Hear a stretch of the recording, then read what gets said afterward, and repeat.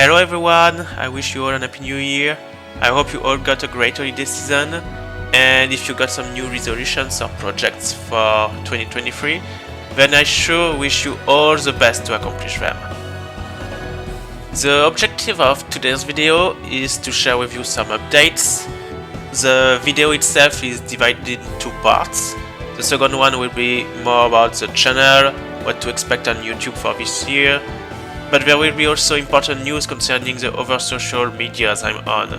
So if you also follow me on something else than YouTube, be sure to check that part out. The first part, however, is all about that enigmatic title. Did you all guess what it is about? In Tales of Rebirth, Enhanced Executable appears on the victory screen to tell the player that they can upgrade their equipment. Thus, the idea of this video is to explain how some of my runs got upgraded. That's right, we are simply going to talk about new restrictions. So, for most of you that don't really care about challenge running, you can skip directly to part 2. As you know, for the past 2 years I undertook a complete makeover of my previous runs. Some of them are already done, but others are still in the making. So let's introduce the first run to get upgraded. 我は誓う。我が剣は我が守るべき者のために。これを受け切るか。ぜひくらえ。瞬連陣玄魔それは瞬連陣絶空竜英陣絶叫くらえそういう竜英陣瞬連陣トーガ竜英陣だが身の程をわきまえるわけには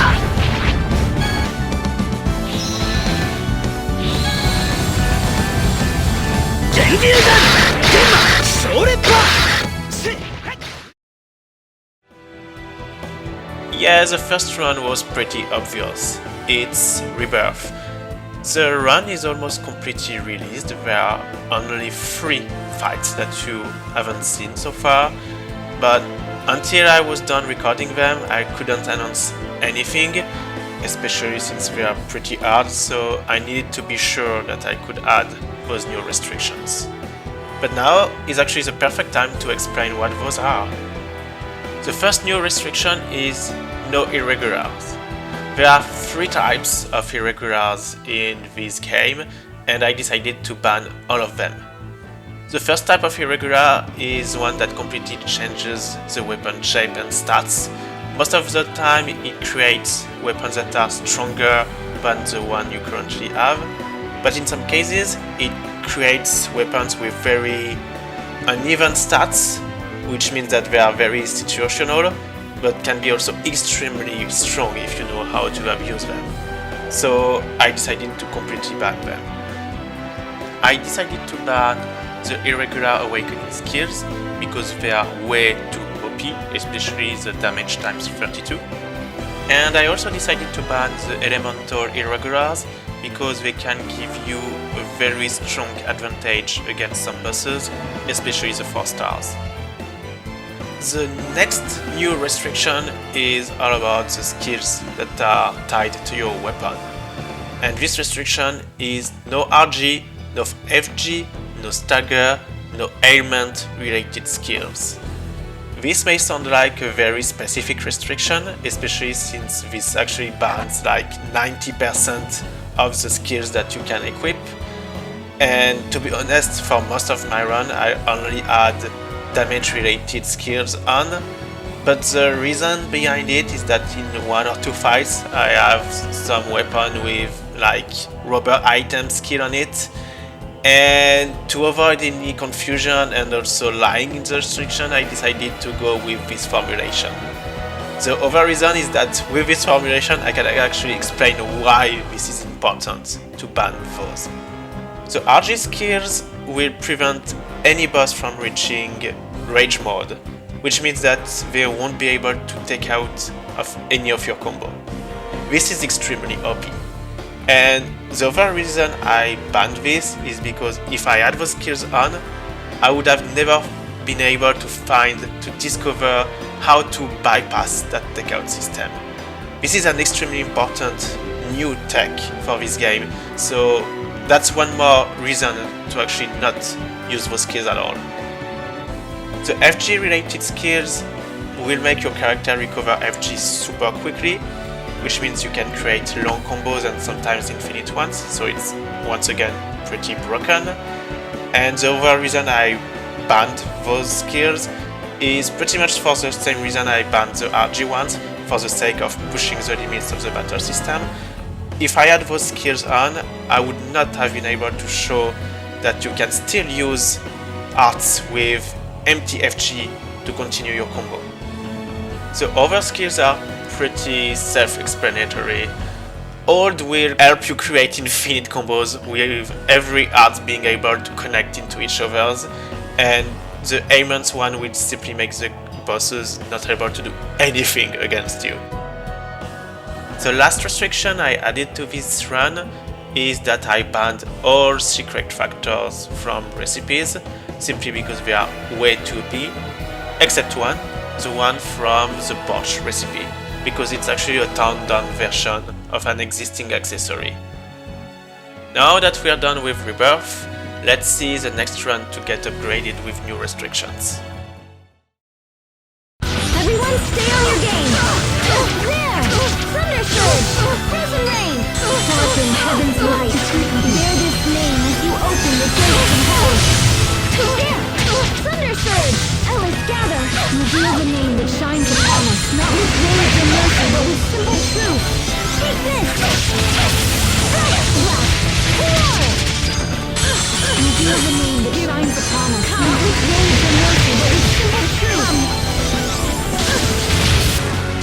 It ends! Swarm of infinite blaze! Your dreams shattered in vain! Punishing blossom! Indignation! Retribution shall strike!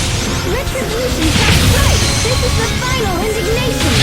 Indignation! Bear this name as you open the gates of silver snow! Indignation! Retribution shall strike!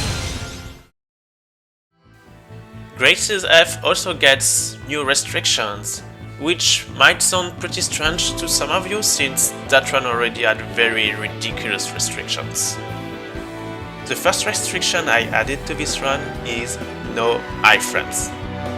Remember how I removed my primary defensive option with the no damage restriction? Then I decided that this time I should have no defensive option at all. So anything that comes from the white aura, the 1 minute invincibility skill, or even iframes from Axel mode is completely banned. It's basically a no mistake allowed restriction. And the last restriction I added for this run is same level or below. Basically, Shaya must have a lower level than the boss, and considering that levels do affect the damage formula quite a lot, this is an important restriction. Another thing that you should know but that I couldn't add as a restriction is that compared to the original run, almost every single fight of the run is with reduced stats. There are 3 fights where I still needed to be at full stats because otherwise they would be too long, but that should already indicate you how much I restricted myself for this run. And that's all for the upgraded runs. So now, on to part 2. Oh wait, there's actually a third run. Can you all guess what this is? Let's discover it together.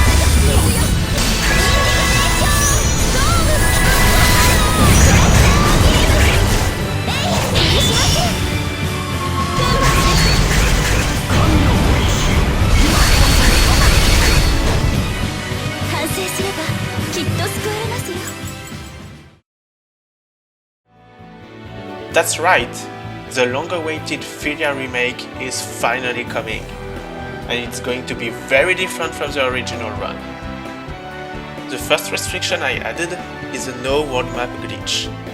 At the very beginning of the game, you are able to fight very strong enemies on the world map, which will allow you to level up like crazy, but more importantly, it also allows you to get an item that is the only item needed to create Filia's strongest accessory. So if I use that glitch, I would be able to have a very OP mage from the very beginning. So I decided to ban that. The second restriction I added really needs clarification. It's the no stat bonuses on level up. Most of you may not know, but in Destiny DC, your character will get additional stats when they level up, depending on what accessory they have equipped. I decided to have no bonuses at all on level ups. This may sound like a very small difference, but combined with the no herbs restriction, on the long term it's going to be a huge restriction. Last but not least, and probably the most stupid restriction I ever did on this channel, no physical arts. When I replayed Destiny DC a short time ago, I realized that not only spells are very strong, but physical arts are also quite OP. The game gives you so many ways to approach the enemy and to start a combo that soloing isn't very hard in the end. So I decided to completely remove those options. But that's not all, because no physical arts means that even arts like Force Field or Hide Party are banned. Filia now has no single defensive option, and it's even worse when you know that she's the slowest character in the game. Filia is now turned into a traditional mage that has no single evasive option and no single way to approach the enemy. It's even harder to start a combo with her as she has the lowest accuracy of the game. Yep, it's going to be fun. I wanted this to be the definite Destiny DC run, and it will be. And to be honest, I wanted to be even crazier and ban any type of iframes, meaning that things like flash would also be forbidden. But so far, I'm not sure I can do that one, so one stupid restriction at a time. That's it for the upgraded runs. I hope you're all very excited to see how they will turn out. One last thing about the Abyss run, I can also now add another restriction that I couldn't add earlier, and it is the no nullify AD skill, which is now possible since the last Nebulin video. And if you read the description about Indignation, I'm sure you understand how important and huge that restriction is. So, as you probably understood from part 1, this year I will focus on finishing the existing runs, and that will be it for this year, but also all the upcoming ones. That's it. No new run, no more content. And I wasn't expecting to announce this when I came back in 2020 with all those new runs, but I did not expect that there was such a huge change in the community. I did not expect that there was such a change on how people consume YouTube content now. I wasn't expecting also the type of interaction I would have on anything that is challenge related for this series. And some life-changing projects on my side made me realize that this was the decision I had to take. So yeah, the idea is to finish everything that I started this year until the very last day of December.